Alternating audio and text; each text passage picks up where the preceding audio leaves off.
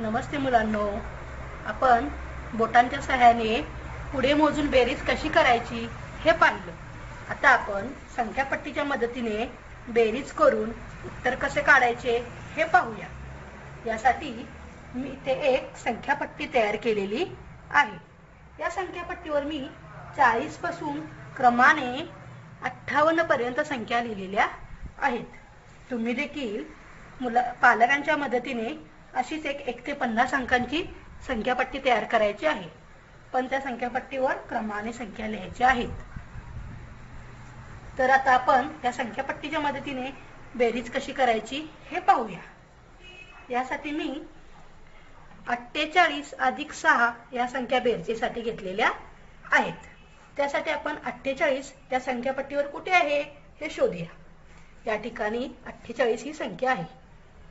बेरीज करताना 48 अधिक 6 म्हणजेच आपण 48 च्या पुढे 6 घरं जायचे आहे. 1 2 3 4 5 6. 6व्या घरामध्ये 54 ही संख्या आलेली आहे. म्हणजेच 48 अधिक 6 यांची बेरीज किती आलेली आहे? 54. मी इथं 54 हे उत्तर लिहिते.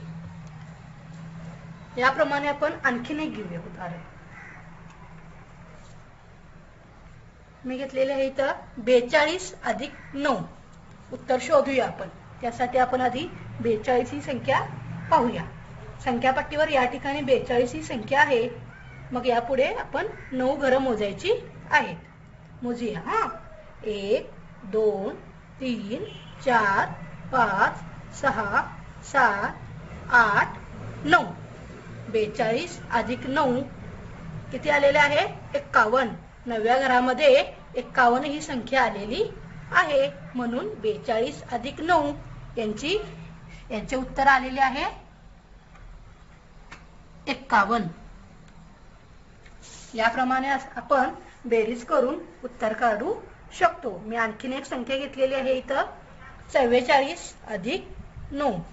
संख्यापट्टीवर या ठिकाणी 44 आहे. आता आपण याच्या पुढे 9 घरं जायची आहेत. 1 2 3 4 5 6 7 8 9. 9व्या घरामध्ये 53 ही संख्या आलेली आहे. म्हणजेच 44 अधिक 9 याचे उत्तर 53. इथं 53 हे उत्तर लिहिलेले आहे.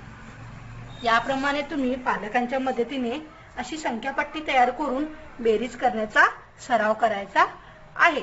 तुमचं काम झाल्यानंतर ही संख्यापट्टी याप्रमाणे घडी घालून देखील ठेवू शकता आणि जेव्हा तुम्हाला आवश्यकता आहे तेव्हा त्याचा उपयोग करू शकता. धन्यवाद.